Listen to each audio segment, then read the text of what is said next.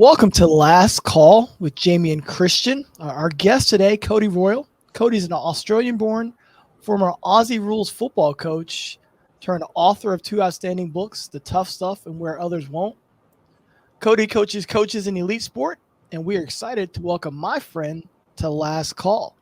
Cody, how are things going your way? Fantastic, Jamion. I can't believe it's taken us this long to get on a podcast together. It's been years. But all well here, and I'm looking forward to having a chat. You know, it's crazy. I mean, we met probably 2 or 3 years ago. Is that about right? Maybe 3. Maybe 3 years ago. 3, I'd say, yeah. 3 years ago, and we've just been able to, through the years, kind of text and chat about different things, and coaching in particular. I'll tell you what, it's been a pleasure getting to know you, and I know you got such great things ahead of you. What kind of things are you into in the moment? Well, my life has changed extraordinarily since we met even. When we met, I was coaching Canada's men's AFL program. I was happily coaching. I'd been doing it for 10 years. I was perfectly fine with continuing to do that. We had a circumstance arise on our team where we had a player take his own life. A month later, COVID hit. I started to write a book about the emotional toll of coaching, given what I and all of us had gone through. And that's led to coaching coaches. So I coach head coaches now full time. I spend all my time on it. I've built a little consultancy, I guess you would call it, in working with elite head coaches on the job primarily, and all the things that come along with the job, but also adding some recognition that emotionally it's tough on families, it's tough on in various different circumstances. There's ways that you might react, there's you can get swept up in it, and so having someone that's kind of onshore and can help guide you back to to shore helps. And so I've been enjoying learning how to do that, because the thing is, there's, whilst I'm coaching and I'm trying to be the support, is I learn just as much as the other coaches do as we go along the journey. It's funny. I mean, one of my good friends and I, he's associate athletic director, we were having this conversation about a week ago, and it's just about knowing what you need and when you need it. And one of the things I talked to him about was, we're talking about a couple coaching friends, and I was like, this person really needs a coach to coach him. And like I've had executive coaches. I love executive coaches. They've done an amazing job for me. But I think knowing who you need, and this particular person needs a coach to coach them, someone who's been through it some, because there are some different nuances, and there's some things that are a little bit different, that having sat in that seat before and being able to share really allow the coach to feel comfortable and to kind of learn from it. Some of the business principles apply, but they don't always apply. And so when you have an executive coach focus more on business, sometimes there's some gaps there. Yeah. And, let's have this conversation, because this is a good one. We're not talking about, I'm not mentoring. That's the first association I want to get away from. Is mentoring means that I would have had to have been a college basketball coach to be able to mentor you. Mentor is actually a figure in Greek mythology. So it's set in stone what his story is. So you have to have done the thing to be able to mentor someone. It's not that. And then to your point, there's kind of cousins of the role that I'm doing now, executive coaching being one. And you look through the line of people who, there's no one who's a CEO now that doesn't have their own coach. And I think that would surprise a lot of head coaches, that the ultimate decision maker, and probably a job that they associate with the most, CEOs, founders, board members, that kind of thing, they all have their own coaches. You can't get one of those jobs without having a coach. Right. And so, it's now, ironically, slowly making its way into head coaching in sport, where the uptake of coaching and the benefits of coaching should be clear and obvious. But, a lot still don't have support mechanisms around them, like a coach or an executive coach or a mentor or all three, so that they can benefit from those. And ultimately, what it's all about is still about heightening performance. It's about heightening your coaching performance, though. Yeah, it's funny. I mean, I'm in this, I'm in a few big basketball families. So I'm in Shaka Smart's tree, I'm in Pat Flannery's tree, Bob Johnson's tree, and that covers a lot of people. And so when I go on these interviews or I talk to people, they always say like, what does it even mean to be in a family? And it's like, and before I try to explain to them is before you had these executive coaches, it's like, well, when I pick the phone up, I'm talking to someone who's had success in my field, so like your definition of mentoring, it's like that basketball family is really a mentoring group that you can take several different issues towards and get several different answers and kind of pick out what's best for your situation. I'm so amazed when I talk to coaches. I spent this entire year talking to coaches, probably 25 coaches I've had a chance to work with and communicate with this off season. And I'm amazed that they don't have anyone to connect with, anyone to talk to. And I just think, man, that's a scary situation when you have so much pressure on you to get the decision right. Yeah, and all the other things that come along with it. I've kind of gone to the other end of the spectrum and look at it from a performance perspective. So, like, what is coaching as a performance? If we look at it there, and what work do you actually do, and what resources, physical and mental and emotional, do you need to be able to do it? It becomes a really interesting conversation immediately, right? Because you don't often think about it like that. And, I position this idea in the tough stuff around high performance knowledge work. So knowledge work being a Peter Drucker creation, like he was trying to separate guys that dig holes from guys that work in an office and what they do. And so, knowledge, the knowledge that you have and your ability to recognize patterns and, do accounting or marketing expands the resources available to that organization. That's pretty similar to coaching. But what we do is we do it in a high performance environment where it's in the public domain. When you called a timeout, or if you pulled someone's son or favorite player off the court, Jamion, like that person is right there watching you, critiquing you in real time. And there's media and there's real world implications. And so that's the high performance element. And so then you say, okay, well, what do I need? What are the inputs into coaching? And so you need your brain power, you need memory, you need pattern recognition, you need emotional control, you need to have control over the nuances within your voice. You need, and it goes down the line. And then you say, are we putting ourselves in the best position to have control and to have full functioning over those things? And the answer is a resounding no. And so that's kind of how I enter a lot of the conversations around, this is what I mean by performance. How do we get more quality inputs into your performance so that you can get better outputs? Because I'm not going to tell you when to take a timeout. That's not my thing. But you having the mental capacity to be in the game and be present and have access to your resources, and having had a nap and having eaten something and having been hydrated and having a family life sorted out before you get to the arena, and like that puts you in the spot to be able to trust your intuition to call a timeout at the right time. That's performance.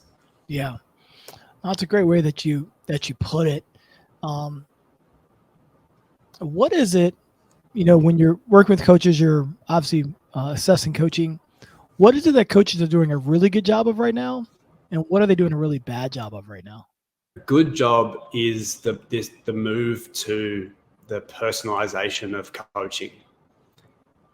The amount of time invested and spent with athletes and staff as well around really knowing who they are and what drives them and what they're trying to do. And I just see coaches, and it's not surprising, because this is why you get into coaching. You love being around the people, and you love teaching the game and talking about the game.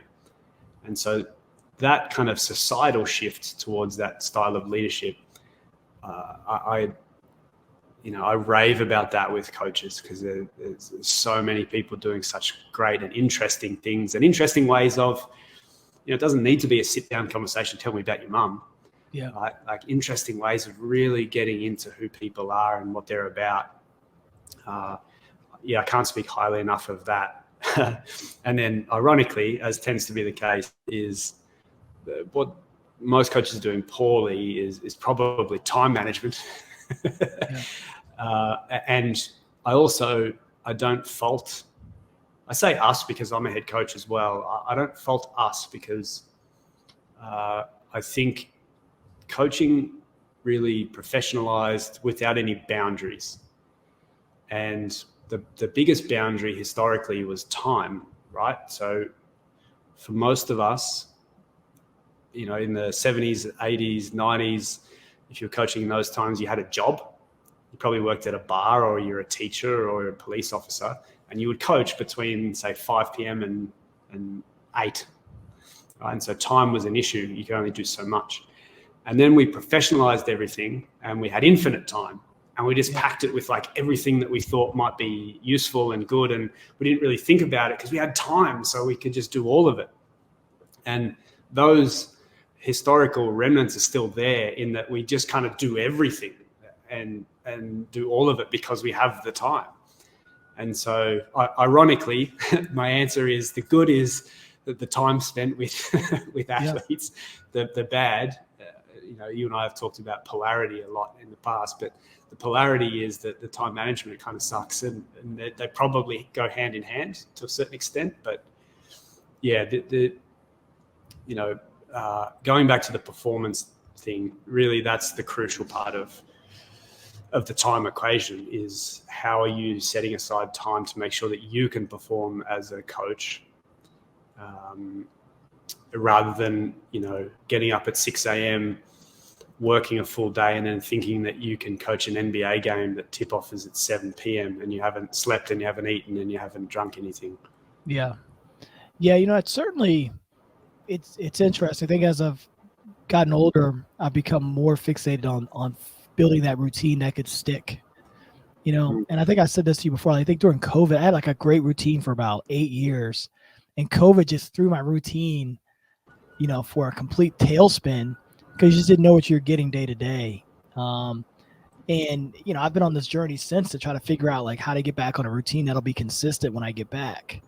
And I think and so like when we talk about routine, it's just about being able to make sure you have all the nutrients in your day that you need to go be at your very best when you're required to be at your very best. And I've been amazed how many people I'm speaking with on a day-to-day basis, and they're not taking their time out to look at their day, look at their calendar, and be able to fill that time with the stuff that they need to be at their best. And I just wonder how many years did I go? I know the last year and a half or so, in coaching, I just spent like basically running myself ragged, instead of just taking the time that I needed to be at my very best. So I think it's a really common occurrence that happens in sport. And number one, we love what we do. And so you can really get lost in the journey of trying to be at your best, help your team be at your best. Yeah, and that's the thing, is you have to admire the passion, right? Like I said, we get into it for the right reasons, and you want to teach and you want to coach and you love the game, and that's all admirable. But unfortunately, there's a realization that you have that passion that you have isn't just completely linked to the time spent doing the thing. And I think this is what we really struggle getting away from, is that particularly at the top level, you have to really think about making sure that there's something in the tank. And there's enough warning signs. There's enough people that have come out recently. I mean, geez, there's a mass exodus in your sport at your level for this reason that we're talking about. And, I've spoken to Wojo plenty of times about his experience, and like he said, I did none of it. He's like, I just thought I could bulldoze my way through the whole thing and call Coach K every so often and ask a question, and that would be good enough. And and it flamed out, right? And like there's enough of those stories. Right? There's Chris Peterson in football, like Broncos taking a year out, and we're just talking about a really small subsector of like college sports. There's Premier League football. There's the NFL. McVay's talking about burnout already. He's not even 40. Like, there's so much groundswell around this is not sustainable. Yeah. And our colleagues are telling us that. And if we don't listen to our colleagues, it's not like, people are coming in as psychologists or academics or whatever and being like, you guys need to watch out. These are the people that we know and trust and believe they're telling us we can't keep doing it this way. We need to start listening. Yeah. That's such a good point. I remember watching The Last Dance, and, Michael Jordan had, obviously he retired twice. And it was interesting because I didn't feel like anyone ever connected that to burnout. He retired at his very peak, at his very best, and no one ever said, that's burnout. And then he reset, when he played baseball, did something different, came back, was better. But I just thought it was interesting. No one ever labeled it that. What Tiger Woods went through, when he was at his peak, where he just started doing military training, and that's burnout. That's a sign of burnout, where you're just going extreme in another direction. But we never label it for the best that way, and we criticize those in sport when, I don't want to use names, when guys are having a tough year. And I just think sometimes, you've been doing something since you're 12 years old and you're now 32 years old. I don't think it's uncommon for you to have a year where you're experiencing a level of burnout. And I hope we get to a point where we can put things in place to prevent those things from happening. But I feel like so much of the sport world just doesn't care. They legitimately look at our athletes like they are Marvel heroes. But even Marvel heroes had weaknesses. And so it's just kind of an interesting dynamic there. Yeah. And that's why it's a tough message to talk about. And it's admirable, the athletes and now the coaches that have started to talk about these things, talk about burnout, the Kevin Loves and DeMar and all those guys, certainly in basketball, because that was a taboo topic. And, you only need to go into the Twitter comments and read a couple of them, and someone towards the top will have written something like, boo-hoo, you're a multimillionaire, get on with it. And, what that does is it just reinforces this shadow that we're all living under, that we all know exists, but no one can talk about. And it's not about the money at all. In fact, that maybe makes it worse, particularly when you're talking about things like isolation and loneliness. The fact that you can't even go to the corner store and buy a milkshake for your son because you'll get swamped or bothered, or coaches get abused, particularly the day after they lose a game, particularly in small towns. So you go to your favorite coffee shop and you're going to get abused by the fans. And so I get it. It sounds a bit much compared to ordinary people, but it's just not the same. And that's why I think within the industry we need to do stuff, because we're the ones that kind of understand within coaching and within sport what it's really like and all the different things that come along with it. But the tide is shifting. We're having this conversation, Jamion. Yeah. This is a huge step forward in general. Yeah, I'm so concerned about it. At my last stop at George Washington, we had a mental skills coach that we brought in. We brought in a therapist to meet with our team regularly, and guys getting a bunch of individual sections they needed. And I thought it was really important, because I just look at these guys and I say, no one's, it's going to sound bad, we really care about them. But outside of that small circle they have, no one else really cares. And I feel like we have such an obligation and how we care to teach them the things that they need to find help when they need help. Right. It's like, if you're a 15-year-old basketball phenom, the number of people that you have that are coming with you when you're playing well is unbelievable. But the number of people that fall off when you don't is also unbelievable. And I can't imagine what that feels like looking back and saying, man, I used to have 25 people with me telling me how great I was, and now I have 2. And so we just wanted to make sure we provided them with just the services, not just provided with them, not just provide, but to make it a priority. And I just want to see people do that in sport. And I think it's really important to care about the people that you work alongside or that you're leading. Yeah.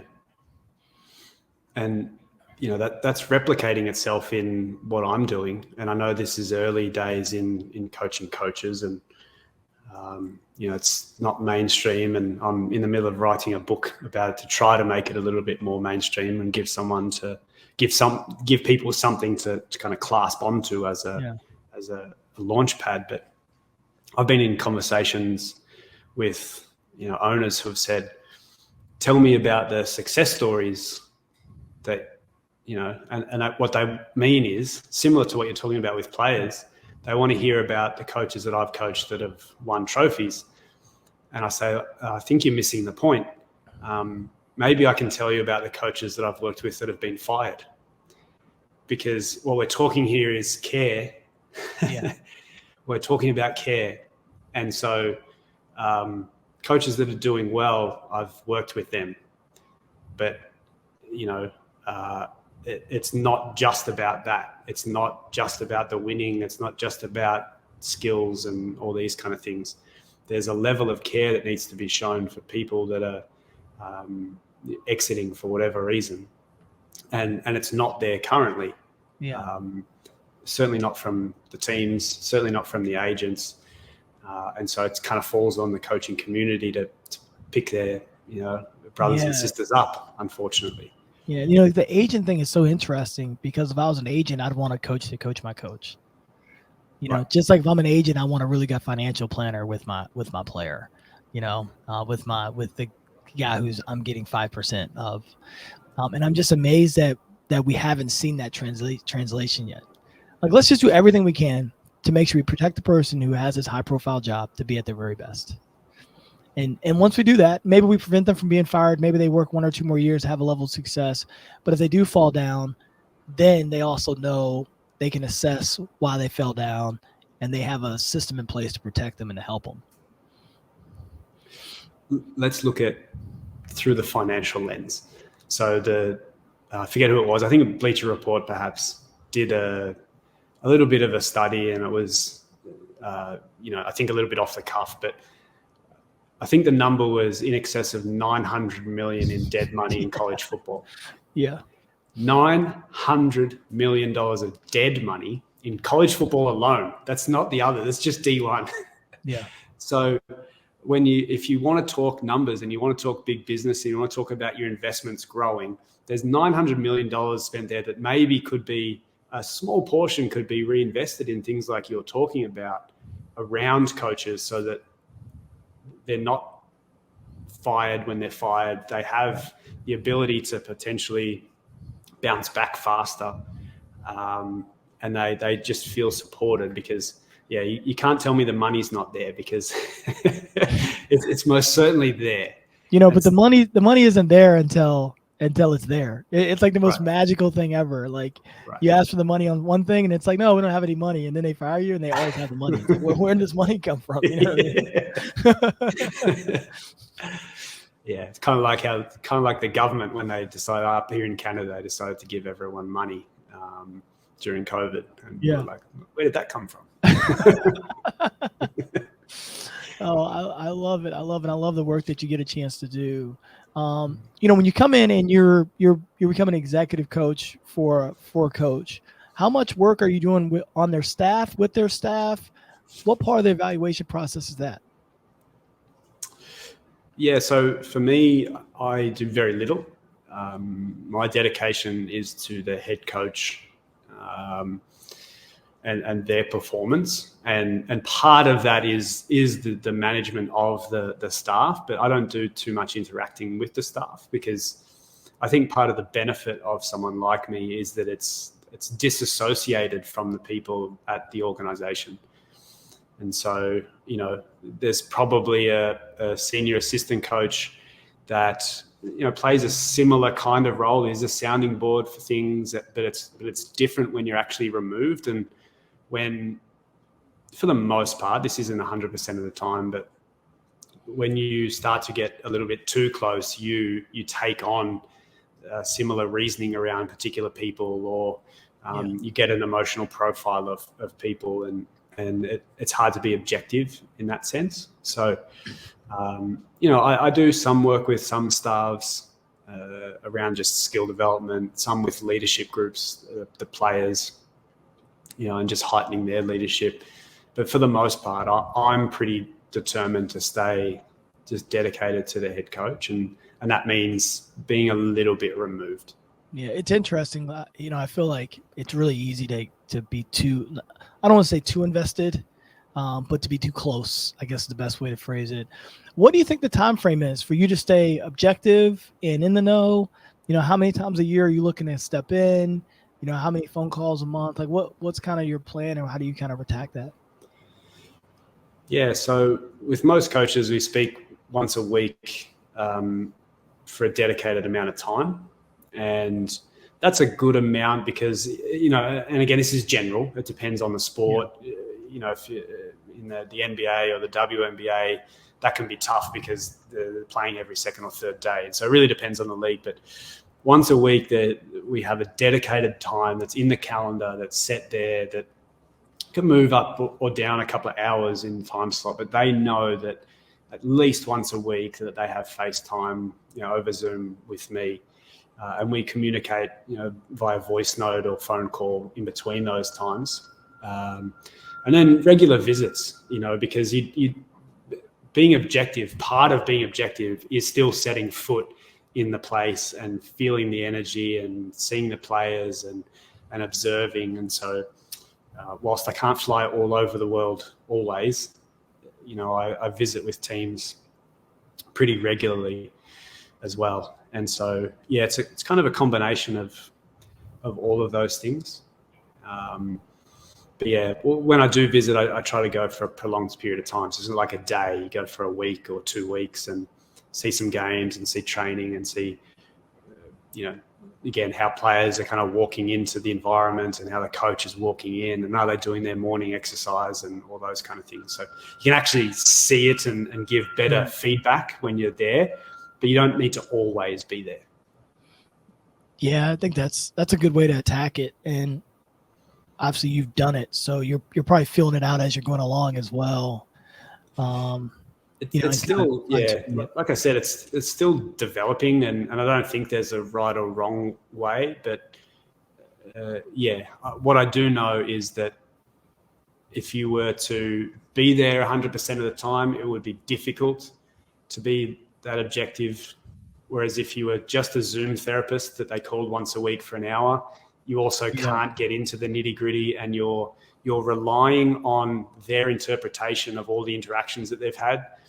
So the benefit of being there is you can say, that presentation you did was terrible. Your tone was off. You sounded angry. You thought it went well. I'm telling you, I was sitting in the back. It was shit. Like you need to be able to have those kind of real conversations and real honest feedback. But and so it's really bouncing between the two, I think, is the most effective way. What are some things that you're really working on right now? What I'm most interested in right now is intuition and learning more about intuition and what that means, and intuitive feel. Some call it gut feel, some call it instincts. And not just in coaching, in general in life. And this probably comes from my background. There's a little bit more, I don't know what you would describe my upbringing, but, it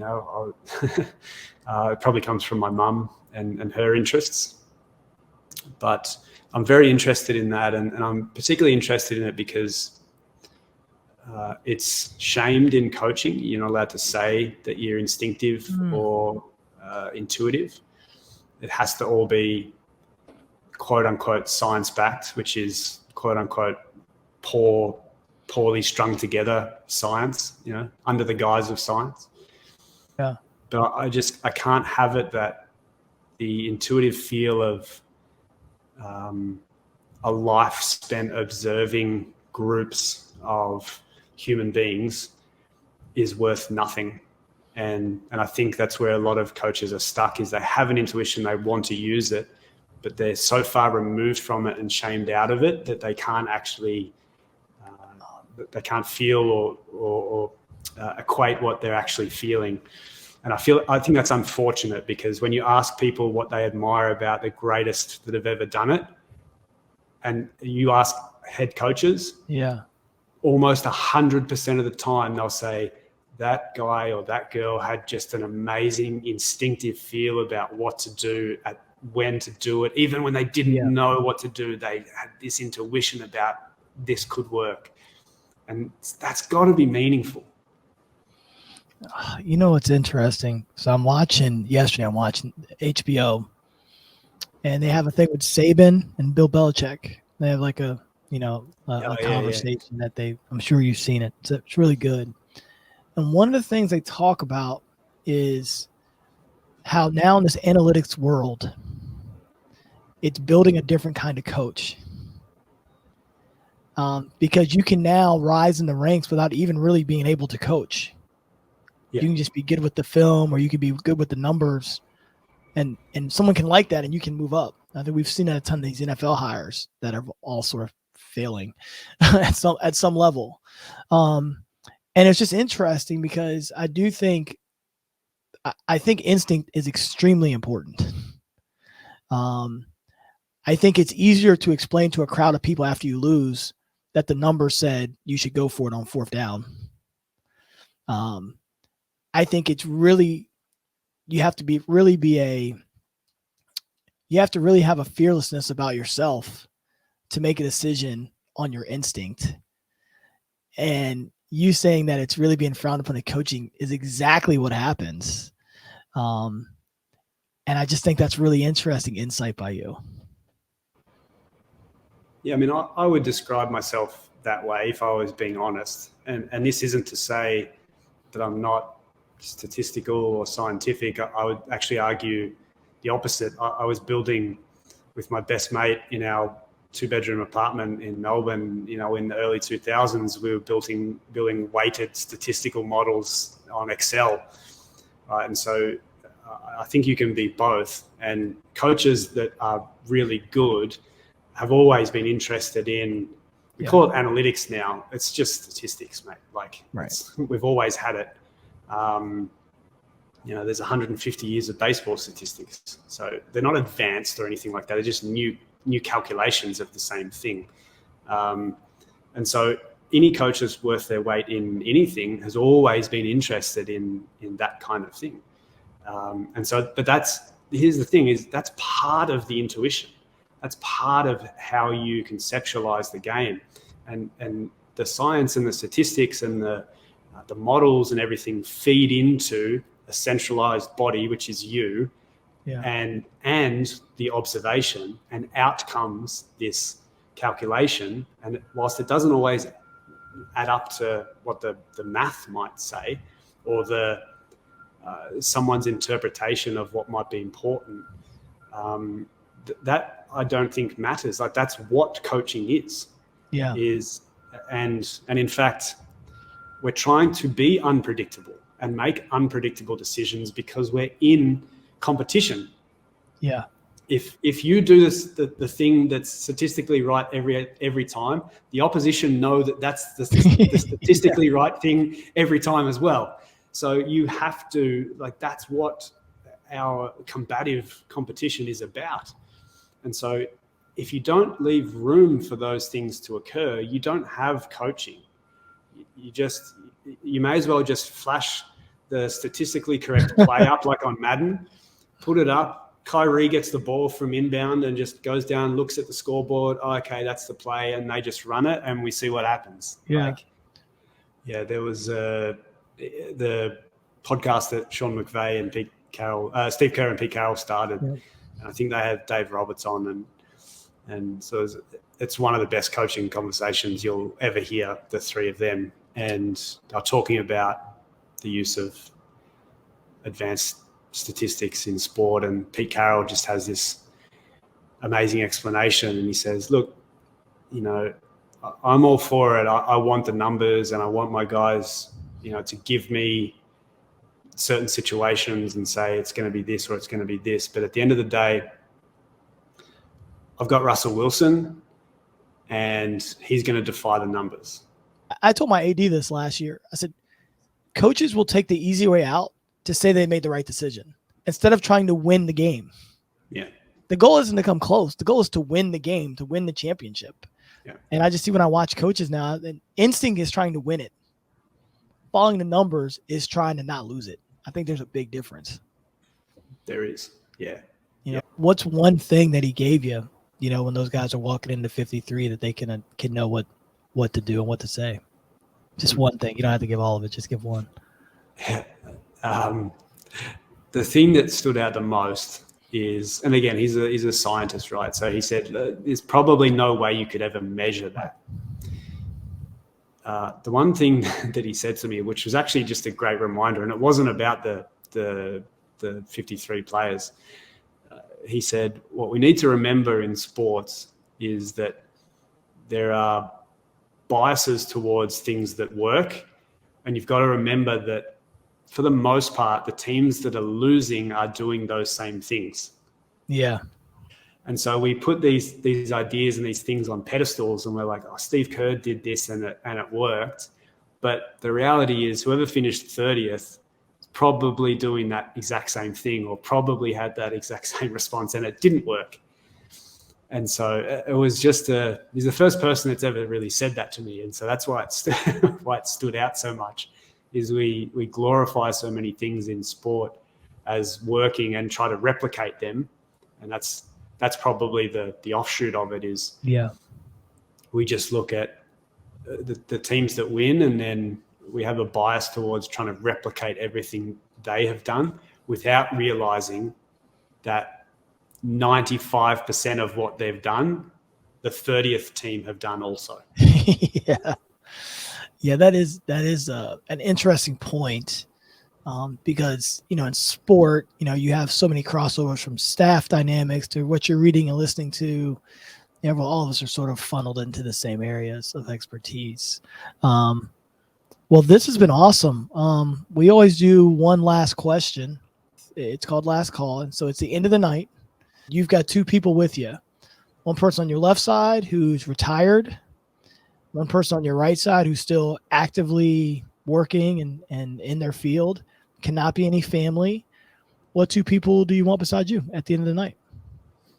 Given that I'm wearing an Arsenal sweater, the retired person would have to be Arsene Wenger, who I think is just a fascinating person in general. So for those who don't know, long-time Arsenal head coach, and really revolutionised football, perhaps more than some of the other people in England that get greater plaudits. Like, he basically brought sports science and nutrition and everything to English soccer, and coached a number of amazing teams. So he would certainly be my retired option. Okay. And I may as well go for it, and I would put Belichick there as well as the current one in it. If I'm going to go coaching, I may as well just go. I see those two people thinking vastly differently about coaching and about the game than others. And, you know, particularly if you look at, you know, just the way that their teams have played. You know, Wenger's very different. He introduced kind of continental football. There was a beauty to it. There was, you know, they're kind of known for, you know, a particular style of play which hadn't really been seen in England. It was kind of dour and, you know, kick the ball long and all those kind of things. And so there's a difference, and it takes something extra as a coach to be different over a prolonged period of time and not become like everyone else. Mm-hmm. And then you look at New England and it's the same, right? Like you go through basically 2 years at a time and the style changes. And, you know, people forget, like, he's a defensive coach through and through. They talk about the offense because of how that evolved, but, you know, his core for 30 years before becoming a head coach was defensive. And so, you know, and the ability to stay ahead of the NFL, everyone, and consistently change, you know, like Gronk leaves, everyone that's smart that is looking at that next draft, they're going to take a tight end that's going to be 6'7" and can catch. And they all had it pegged. All the smartest people, the smartest draft people, Mike Lombardi, everyone that have worked there, that doesn't even draft a tight end. Yeah. It's just like, we didn't, you know, and so that's what I mean is the level of gumption that it takes to consistently push the barrel and confidence in yourself and the ability to see the game so many different ways and be so ahead of everyone else that whilst they're drafting, you know, tall nickelbacks to defend your 6'7" tight end, you're not replacing that tight end and changing the game again. That takes a certain level of substance to you that I want to talk to him about. Both of them, Wenger and Belichick, because they both have it. Yeah. Do you think you're having like a pint of Guinness with them? Do you think they're a Guinness crew? What kind of beverage do you think they would both enjoy? I'd say it'd be a Frenchman. He would Wenger would be into red wine. I reckon Bill would enjoy a red wine as well. Yeah, it'd be expensive. Last call for me. Where can we find you at? Yeah, I'm very easy to find with my name, but CodyRoyle.com has all my work, the books, a bit about the consulting podcasts that I used to have, and everything's centralized there. And then, not too many people have my name, so I've got all the right handles on social media as well. So just Cody Royle, LinkedIn, Twitter, everywhere. And please do get in touch. You know, my messages are open, and I like talking to people about coaching and life in general. So I use social media to be social. So please do get in touch. I love it, my friend. Thank you for joining us on Last Call. Thanks, Jamion.